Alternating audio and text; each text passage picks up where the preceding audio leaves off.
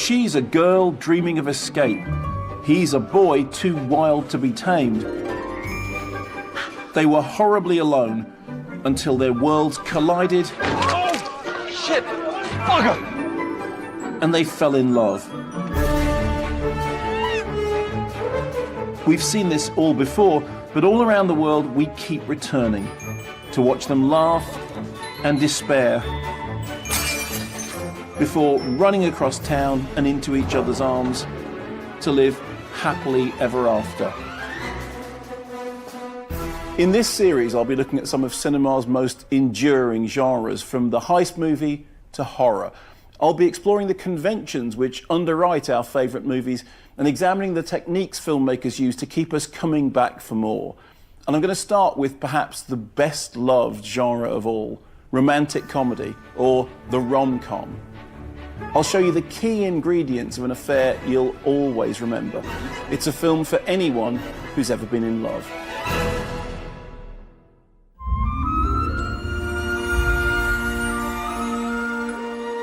Ask any film goer, rather than a film critic, to name their 5 favourite movies, and the chances are at least one of them will be a rom-com. And more than likely, a rom-com whose plot is some variation on one of the oldest storytelling formulae. Boy meets girl, boy loses girl, boy gets girl back again, the end. It's the sheer simplicity of this formula that makes it so endlessly reinterpretable. So, over the years, the basic setup of the rom-com has transmuted from boy meets girl, Mark? to girl meets boy, You remember Bridget? to boy meets fish, and girl meets girl, to boy meets boy, to girl meets fish. More than any other genre, the rom-com has universal appeal. I mean, go to any cinema in any country in the world, and the chances are they'll be playing a rom-com. What are you doing? Here, let me get... And wherever they play, they'll probably begin with characters looking for love. I don't ask that much, do I? I mean, I don't ask to be famous, and I don't ask to be rich, and I don't ask to play center field for the New York Yankees or anything. I just want to meet a woman. I want to meet a woman, and I want to fall in love, and I want to get married, and I want to have a kid, and I want to go see him play a tooth in the school play. It's not much. This is one of my favourite movies of all time, Ron Howard's Splash. I must have seen this film 100 times, and I know every word and every shot of it off by heart. Hi. It's the story of a man who falls in love with a mermaid. I take it you know this girl. Yeah, I do. Who is she? I don't know. Of course. Now, Splash is silly and foolish and fanciful, but it makes me laugh and it makes me cry. To me, it's the perfect romantic comedy, a fairy tale in which love is the magical element.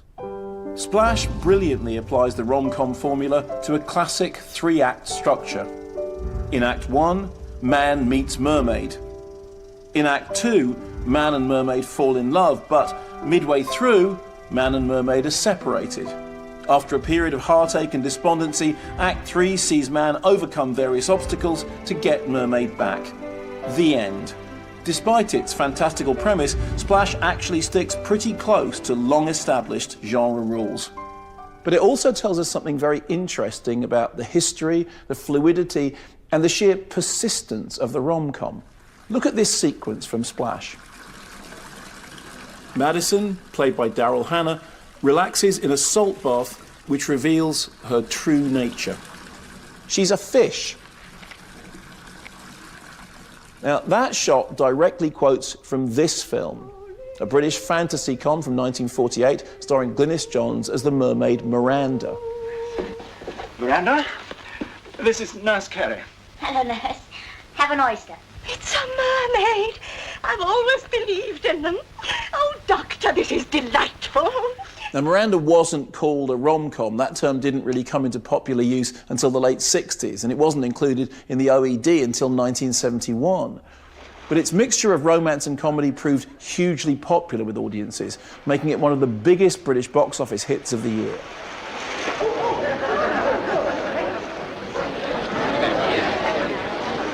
Now look at this. But the one influence on this Oscar-winning film which nobody disputed was Splash. In fact, Shape of Water is basically Splash meets Creature from the Black Lagoon, with Sally Hawkins as Tom Hanks and Doug Jones as Daryl Hannah.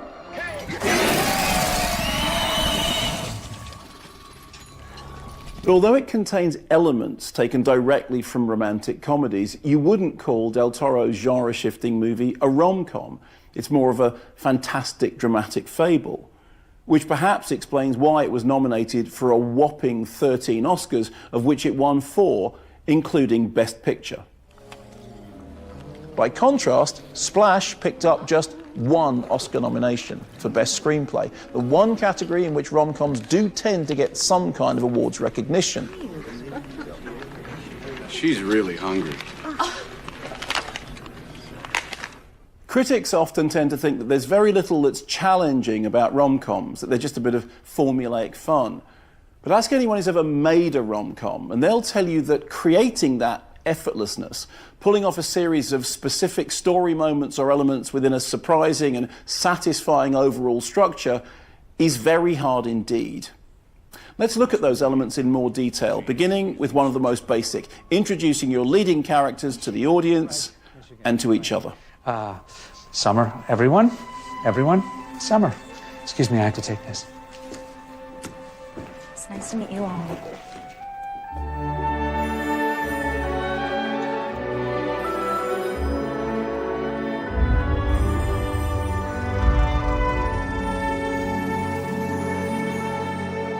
The meet-cute has become a defining characteristic of the rom-com, establishing 2 characters who are often polar opposites and then setting them up for a series of mishaps in which they'll fall in and out of love. Actually referring to the 1938 movie Bluebeard's Eighth Wife. You tell your president that if I can't buy pajamas without the trousers, I'll buy the trousers. Yes, I may buy the trousers. How do you do? How do you do, madame? How do you do? How do you do? That goes on a lot, by the way, one rom-com referring to another. Characters are constantly quoting lines from other rom-coms or watching them. In Sleepless in Seattle, for example, Annie and Becky know every line of An Affair to Remember. Winter must be cold for those with no warm memories. Why don't you try it on? Oh, I'm sorry. Sorry. John Cusack and Kate Beckinsale kind of replay the meet-cute from Bluebeard's Eighth Wife over a pair of the same gloves in Serendipity. Listen, you take him out of here. No, you saw them first. So the meet-cute is an event that doesn't have to be spectacular or dramatic, but in some offbeat way has to force our prospective lovers to notice each other, to look into each other's eyes for the first time. Go soak your head and see if I care. In The Lady Eve, Barbara Stanwyck trips up Henry Fonda. In Bringing Up Baby, Katharine Hepburn crashes Cary Grant's golf game. Oh, dear. You shouldn't do that, you know. But that... What shouldn't I do? Talk while someone's shooting. Yes, but Well, that was anyway, my I forgive boy. you because I got a good shot. But you don't understand. See, there it is, right next to the pin. But that has nothing to do with it. Oh, are you playing through? No, I've just driven off the first tee and I... I see you're a stranger here. You should be over there. This is the 18th fairway, and I'm right on the green. Yeah. Of course, when it comes to the modern rom-com, one name stands out above the crowd, that of Nora Ephron. A journalist who turned her hand to screenwriting and then to directing, Ephron was the master of taking old rom-com traits and turning them into something new. Someone who knew how to follow the rules and break them at the same time, right from Act 1. Let's look at this establishing scene. So, this is the moment when Harry meets Sally. And what's lovely about it is that neither Harry nor Sally seem particularly interested in meeting each other. Indeed, Harry is in the process of swearing lifelong allegiance to someone else. The mundanity of Harry and Sally's first meeting is exactly what makes it so magical, and perversely what makes it so memorable. It tells us that this is to be no ordinary rom-com. On the contrary, it's a film that's going to dump all we need to know about Harry and Sally's chalk and cheese characters, establishing the opposing traits which will clash and connect throughout the movie. Can Harry and Sally be friends? And how are they ever going to fall in love? That, incidentally, is a classic screenwriting device. Some point round about the 15-minute mark, a character will openly or explicitly state the core theme of the story. And by the end of the first act, when Harry and Sally meet not very cute for the third time, You really do want to know how it's all going to end. Ephron's dialogue was typically sharp and astringent in tone, often in perfect counterpoint to the plots. There's a rhythm and a music to her dialogue which is full of sly aphorisms and uncomfortable truths, like a sort of modern-day Dorothy Parker. Destiny takes a hand. Mom, destiny is something we've invented because we can't stand the fact that everything that happens is accidental. Marriage doesn't work. You know what works? Divorce. Divorce is only a temporary solution. There aren't many modern screenwriters who can rival Nora Ephron, but for me, Richard Curtis, who wrote the Oscar-nominated 4 Weddings and a Funeral, comes pretty close. Now, I'm fully aware that some serious-minded critics can get very sniffy about Curtis's output, despite, or perhaps because of the fact that he's been responsible for some of the most commercially successful rom-coms of all time. Well received, certainly in comparison to Love Actually, which Curtis directed as well as wrote, and which became the focus of pointed critical barbs. This is Aurelia.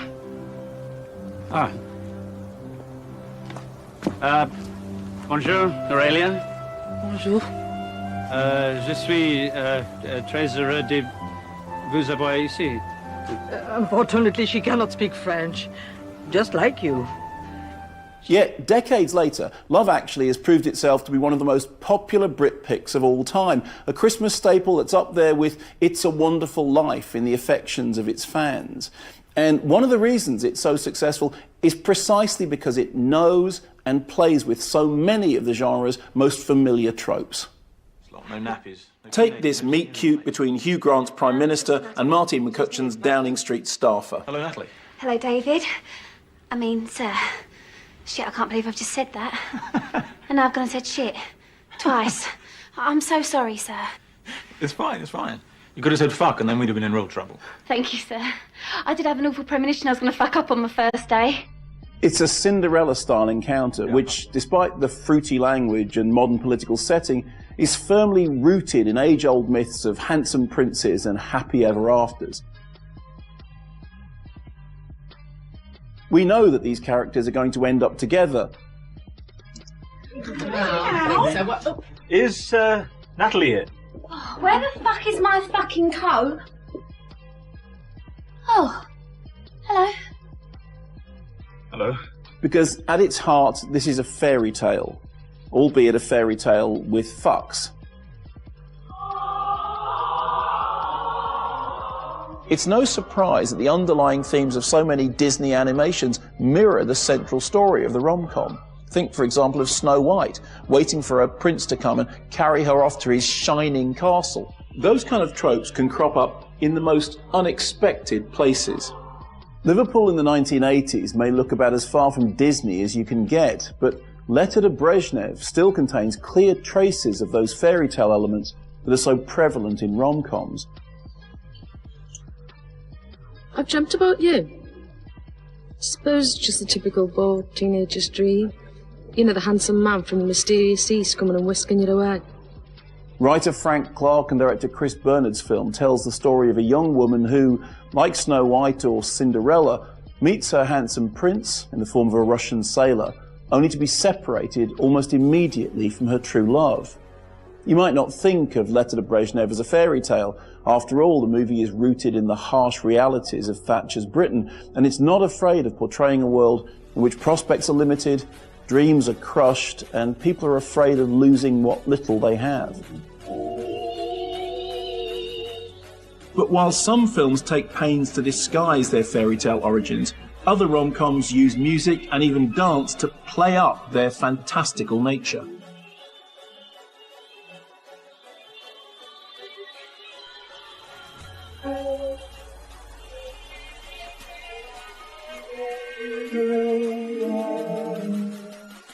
Take a look at this from 1896. This is reportedly the first kiss captured on moving film, and it caused a sensation. But it's no random smooch. The actors, May Irwin and John Rice, are reenacting a scene from a stage musical in which they starred called The Widow Jones. In popular entertainment, romance and music have long been intertwined. The beginnings of rom-com in the movies are in the days of silent comedy. Charlie Chaplin, Buster Keaton and Harold Lloyd blending slapstick with pathos and melodrama, often to ridiculous romantic effect.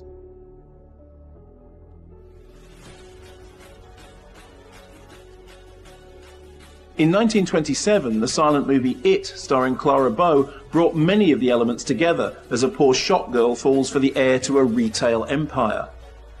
But the arrival of sound in the late 1920s triggered an explosion of musicals in which the guy who was the best singer and dancer got the girl, but only if she too could sing and dance. Musicals remain twin genres, with each feeding a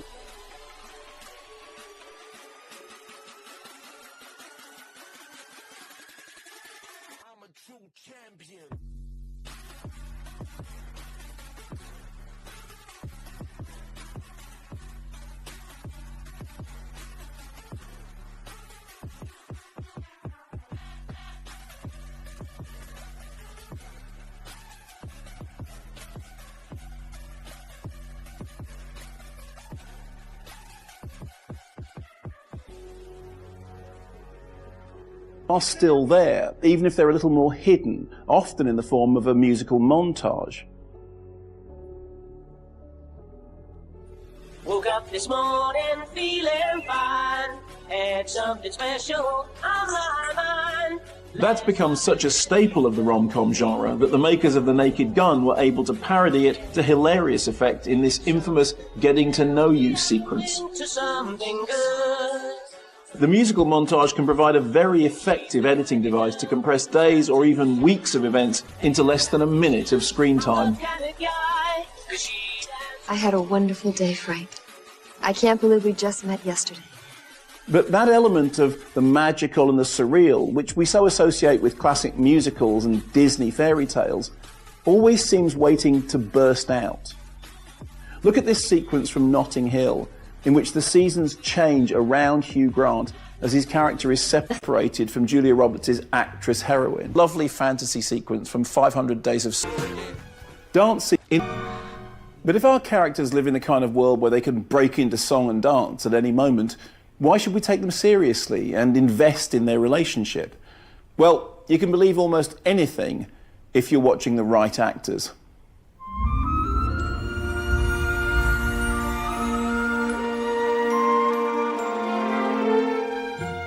Dexter, are you sure? Not the least bit of risk, will you? You bet. You didn't do it just to soften the blow. No, Tracy. No, to save my face. Oh, it's a nice little Oh, face. Dexter, I'll be yarn now. I'll promise to be Be yarn. whatever you like. You're my redhead. You all set? All set. Rom-coms are often defined by their casting. Think of Cary Grant and Katharine Hepburn in The Philadelphia Story, Tom Hanks and Meg Ryan in Sleepless in Seattle and You've Got Mail, Kajol and Shah Rukh Khan in Dilwale Dulhania Le Jayenge, or Richard Gere and Julia Roberts in Pretty Woman. No, I want to find Beverly Hills. Can you give me directions? Sure. For $5. Ridiculous. All these screen couples seem perfectly cast. You can't really imagine. Reiner was casting When Harry Met Sally. He thought about Albert Brooks for the male lead, a character Nora Ephron said was based on Reiner himself, before opting for his old friend Billy Crystal, conversations with whom had inspired key scenes. For the role of Sally, Reiner had considered both Susan Day and Elizabeth Perkins, and was on the verge of casting Molly Ringwald. Only when that fell through did the role finally fall to Meg Ryan and her famously sparkling eyes. What? Look at rom-com leads and the way their eyes sparkle. Sparkles created by catchlights, known in the industry as Obies, after actress Merle Oberon, giving the eye a pinpoint of light that makes it glitter.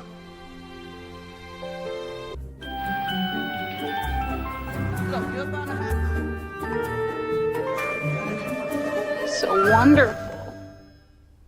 One reason to celebrate rom-coms as a genre is that they've generally been well ahead of the pack when it comes to giving women strong, intelligent roles with good dialogue, which in turn attract good actors.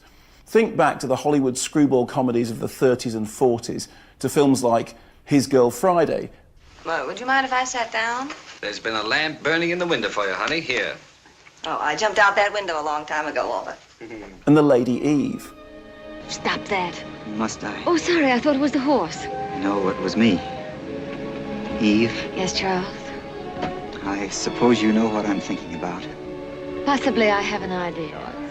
These were slapstick-filled rom-coms told at a furious pace with wisecracking central partnerships in which women gave as good as they got. Telling me a ridiculous story about a leopard. ridiculous story. I have a leopard. Well, where is the Right in leopard? there. I don't believe you, Susan. But you have to believe me. I've It's the been a absolute victim of truth. your unbridled imagination once more. All the way talking about... That'll teach you to go around saying things about me. Bringing Up Baby is a classic example.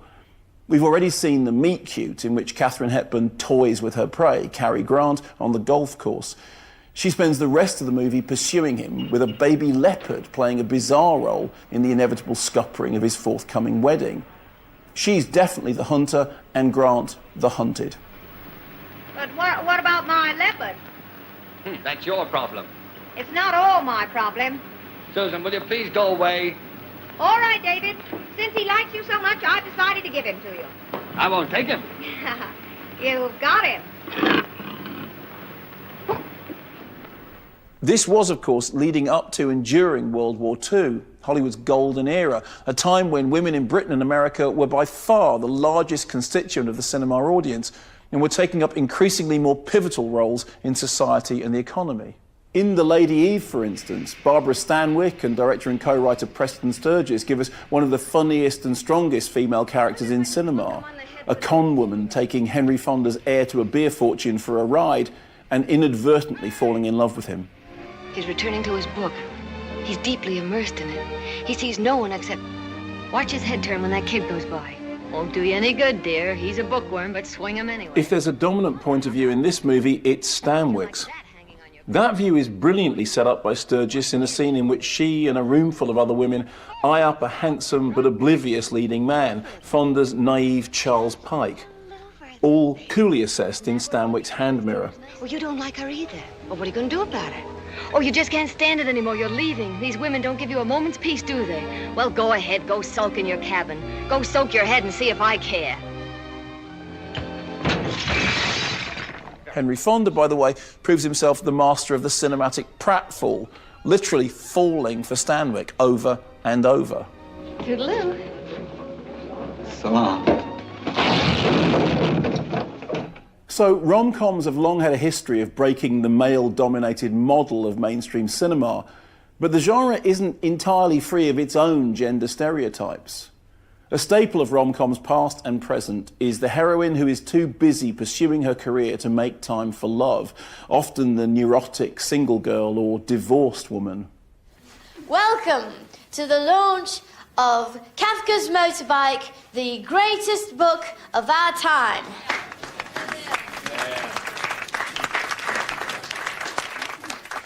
Obviously, except for your books, Mr. Rushdie, which are also very good. Bridget Jones is perhaps the most famous modern example, but that character, which began life in Helen Fielding's newspaper column, has many distant cinematic relatives, ranging from Barbara Stanwyck's cynical cookery writer in Christmas in Connecticut You wake up the baby. The baby? Well, it's borrowed. I mean, it's adopted. to Angela Bassett's single mother stockbroker in How Stella Got Her Groove Back. You need a husband and your son needs a father. Had one, got rid of him. So glad I did. And the last time I checked, Walter was still Quincy's father, in case you've forgotten. You still need a man in your life. Look, Angela, just because Kennedy writes, produces, directs, and stars in all 3 acts of your drama, don't fool yourself. Every woman doesn't need that kind of guidance. I'm not used to girls like you. That's because I'm one of a kind. And then there's the girl who seems to embody the free spirit of the women of the Golden Age, but whose key role is actually to take a dull male protagonist and show him a good time, while often showing no sign of an independent life of her own. The rest of our lives. Hey, now we actually have a shot at being friends. The manic pixie dream girl is a 21st century term coined by film critic Nathan Rabin, who said in his review of Cameron Crowe's terrible rom-com Elizabethtown that such characters exist solely in the fevered imaginations of sensitive writer-directors to teach broodingly soulful young men to embrace life and all its infinite mysteries and adventures. A far more credible take on contemporary male-female relationships came to us via the breakout rom-com hit of 2017. Is Pakistan in the house? Really? You're not from Pakistan. I would have noticed you. Almost, like I wanted to struggle. The Big Sick was inspired by the real-life relationship of leading man Kumail Nanjiani and co-writer Emily V. Gordon, whose character Zoe Kazan plays on screen. What's your name? Emily? I want to show you something, Emily. This is your name in Urdu. Oh. Does this move work? I've had some minor success with it. Bullshit. There was a similar blend of autobiography and invention in Annie Hall. You want a lift? Oh, why? You got a car? No, I was gonna take a cab. Oh, no, I have a car. You have a car? So, I don't understand. What, if you have a car, so then why did you say, do you have a car, like you wanted a lift? Jeez, I don't. In which Diane Keaton, whose real name is Diane Hall, won an Oscar playing a role that was essentially a fictionalized version of herself. Please, go back. I told you it's a mistake to ever bring a live thing in the house. Stop it. Don't do that. Go to that one. You know, maybe we should just call the police. Dial 911. It's the Lobster Squad. So natural is the chemistry between her and Woody Allen, whom Keaton had dated in real life, that you almost forget that Annie and Alvy aren't real characters. One crawl behind the refrigerator. It'll turn up in our bed at night. When you get out of here with that thing, Jesus. Get it. Talk to him. You speak shellfish. That sort of chemistry can't be taken for granted. Much as I love Four Weddings and a Funeral, and I do, I've never entirely bought into the idea that Hugh Grant and Andie MacDowell were made for each other. Instead, I find myself more interested in the poignant scene, thoughtfully written and subtly played, but perhaps it's just too affecting, almost knocking the film out of balance. And it always leaves me wondering, wouldn't Four Weddings be just that little bit better if Charles ended up with Fiona rather than Carrie? Jerry, how does it look? Tell me frankly. It looks like a sunrise by Maxfield Parrish. But the role of the friend and confidant in a rom-com is a key one, and one way of preventing any untoward chemistry has been via the trope of the GBF, the gay best friend. You know, Jerry, I can't imagine what's got into Madge recently. She's never hit me before. Maybe she just never thought of it before. That's a stereotype which is essentially a riff on the sidekick role that Edward Everett Horton played in Top Hat in 1935. Rupert Everett tried to bring something new to the character in My Best Friend's Wedding, but it's thin material to work with. George! Now, traditionally, the GBF tended to be someone in whom the central character could confide, someone from the opposite sex who presents no sexual threat. Just as Nora Ephron suggested that men and women could never be friends because the sex part always gets in the way, the gay best friend solved a problem with which rom-coms had long wrestled, but did so in a weirdly patronising and neutralising manner. Hideous room. Oh, God. Death by minibar. How glamorous. Huh? Today's rom-coms are, of course, far more polymorphous than their predecessors, thanks in no small part to the influence of indie comedies like Go Fish, Billy's Hollywood Screen Kiss, and But I'm a Cheerleader. We're afraid you're being influenced by a way of thinking, and unnatural. Do you remember the woman on TV? Honey, we think you're a lesbian.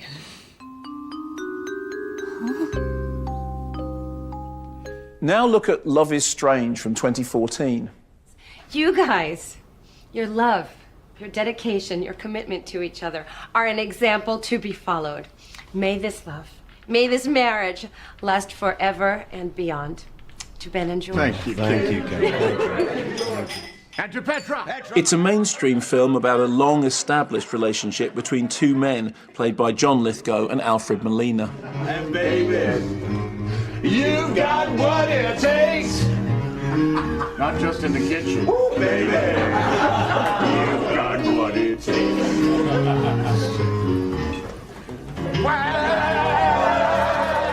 Despite problems with the American Ratings Board, who ridiculously slapped a restrictive R rating on what was basically a PG-13 film, this lovely, insightful rom-com earned rave reviews and proved a hit with audiences male and female, gay and straight. Hey! I like your boots! I said I like your boots! Goodbye! And in 2018, critics and audiences alike embraced a romantic comedy about gay characters that was unashamedly aimed at a mainstream family audience. Since its premiere at Australia's Mardi Gras Film Festival, Love, Simon, starring Nick Robinson, has been helped to box office success with that all-important family-friendly PG-13 rating. Is this the best indicator yet that in mainstream cinema, heterosexuality is no longer the norm, and that with good writing and great casting, today's audiences will invest in characters regardless of their sexual orientation? We can but hope.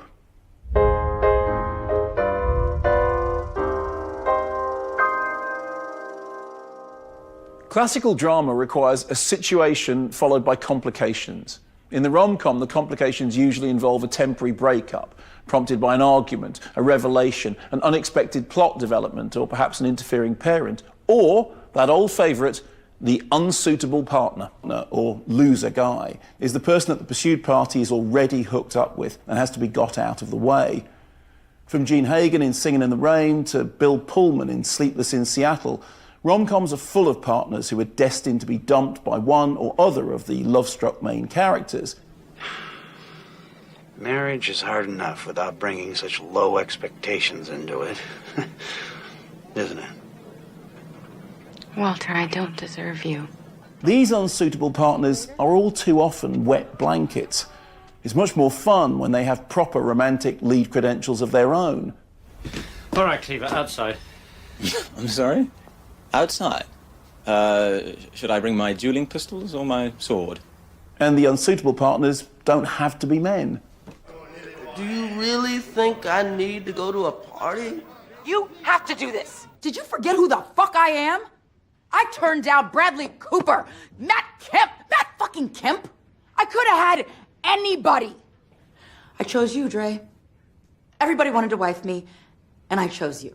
But once all those unsuitable partners are out the way, the rom-com throws the greatest obstacle in our protagonist's path. Every lover in every rom-com has to go through a moment of despair, usually at the end of the second act or around the three-quarter point. I miss Annie.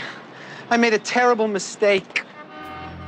The lover's part, and it's often a good excuse for another music-driven montage, such as here in Bridget Jones's Diary, when Colin Firth literally flies out of reach. The purpose of this scene is to show our protagonist that perhaps the biggest obstacle to true love is themselves, whether it's because of their insecurities, selfishness, or fear of commitment. In Groundhog Day, Bill Murray begins the movie as an egocentric but also self-hating weatherman. This is pitiful. 1,000 people freezing their butts off waiting to worship a rat. What a hype. So self-hating, in fact, that when he gets stuck in a time loop, he resorts to killing himself many times.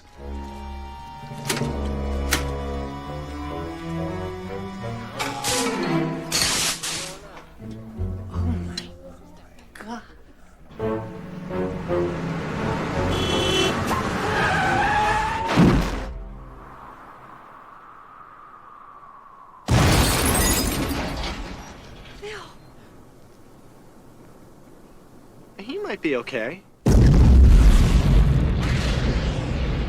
When he's reached rock bottom, he has to come to terms with himself. He has to learn to be good. And he realises that he'll never be complete without Andie MacDowell, playing the love interest here before swiftly moving on to Hugh Grant in 4 Weddings. Midnight? You knew I was waiting for midnight. Does this mean you're gonna leave?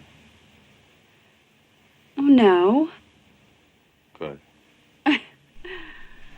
Perhaps the newest addition to the rom-com canon is the so-called grey rom-com. While Hollywood is making fewer mid-budget films in general, films about romance in later life are on the rise. He's busy waving his scythe at Shah Rukh Khan in Kol Ho Na Ho, and of course, he put the funeral in 4 Weddings.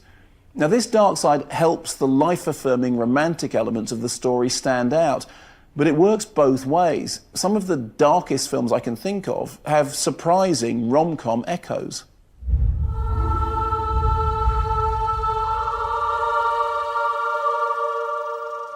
How about this for a structure? Boy meets girl. You could come back to my lab. Listen, I'll make a cappuccino. Boy fuses himself with insect in teleporter mishap.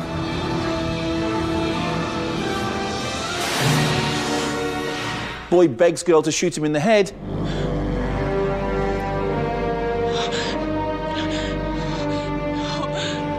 And we fused the rom-com with another species of film entirely.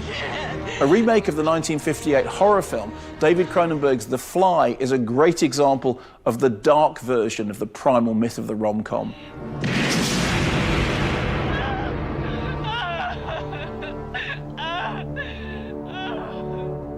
Can we get someone to clean the bits of Jeff Goldblum off the floor, please? Even the dream girl can become a nightmare, with rom-coms morphing into classic gothic romance. Look at Audition by director Miike Takashi. The premise of this Japanese shocker sounds like the setup for a sharp rom-com.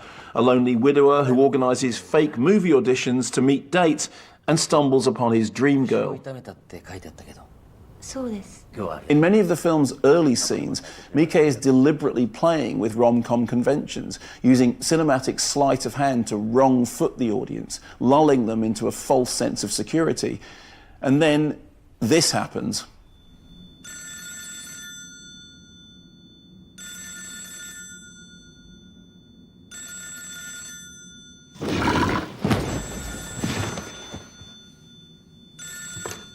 But both Audition and The Fly do more than just cleverly play with our expectations. That infusion of rom-com DNA lends them an emotional depth and resonance. They become not just shockers, but tragedies. Even that defining romantic comedy of the 1970s, Annie Hall, hides a darker element. In one early version of the script, after this scene in which Alvy and Annie miss the start of a movie, there was to be a murder. Jesus, what'd you do? Come by way of the Panama Canal? I'm in a bad mood, okay? Bad mood? I'm standing with the cast of The Godfather. You're gonna have to learn to deal with it. I'm dealing with 2 guys named Cheech.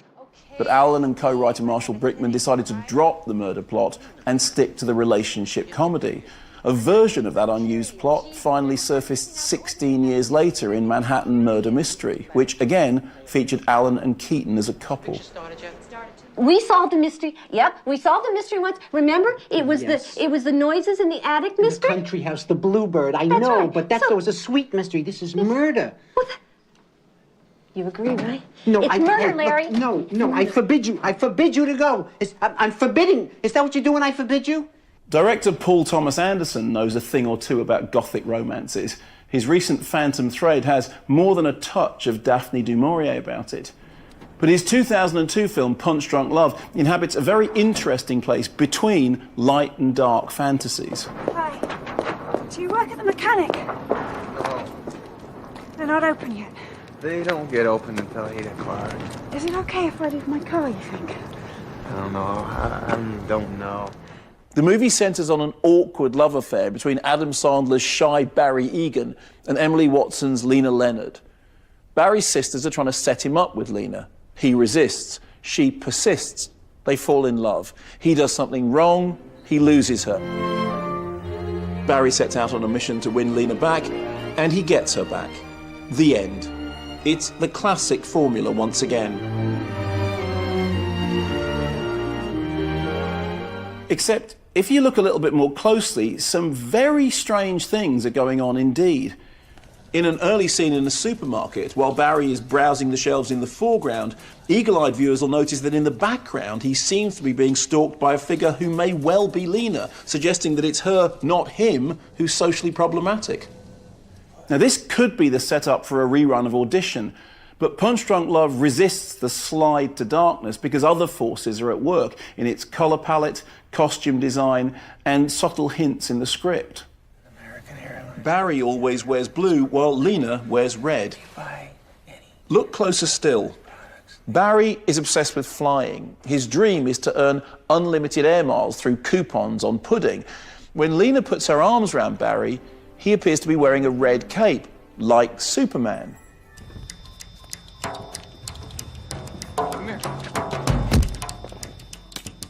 Barry also appears to have unusual strength.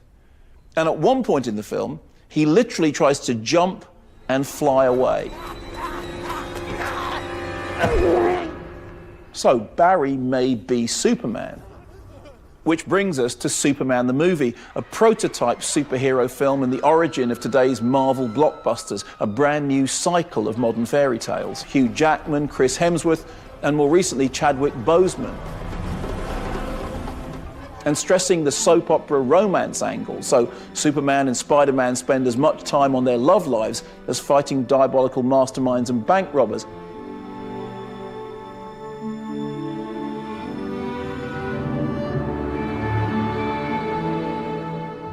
All things which studios think will bring in a female audience. As we've already noted, musicals owe a debt to the fantasy film genre, with dreamy sequences taking us out of the present day and into...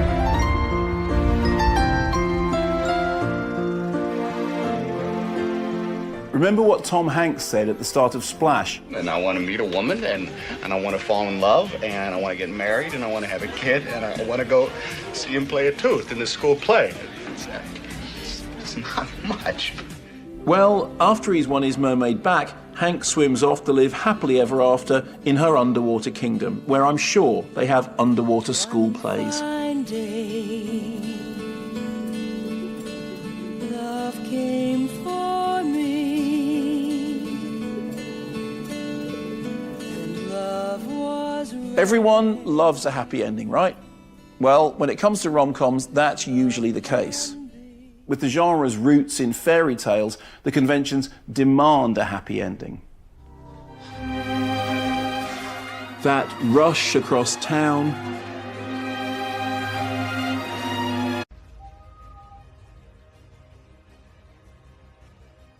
that moment when their eyes meet and our protagonists finally see love.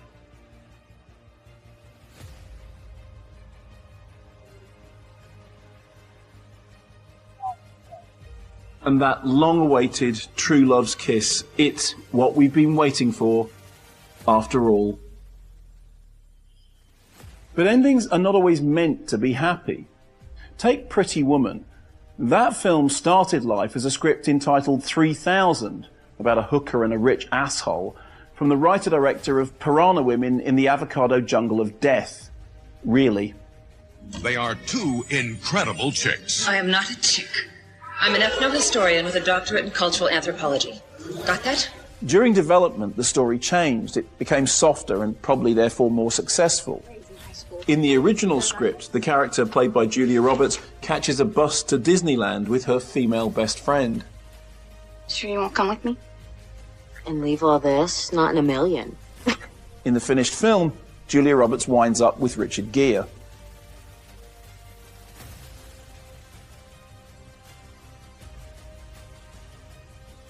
So what happened after he climbed up the tower and rescued her? She rescues him right back. But which of those two outcomes is actually the happy end? Isn't it a better finale to have the two girlfriends finding their independence together, rather than having one of them marry a man who we already know lives in a horrible world full of horrible rich people?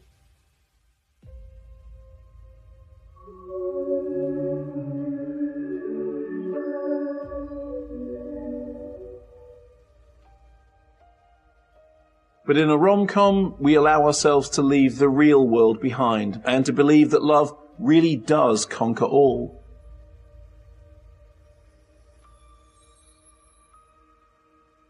And what if we're not prepared to let things rest with that final kiss? Perhaps we can take hope from La La Land, with its last real musical fantasy sequence, which allowed... Next time, from the asphalt jungle to Baby Driver, how to pull off the perfect heist movie.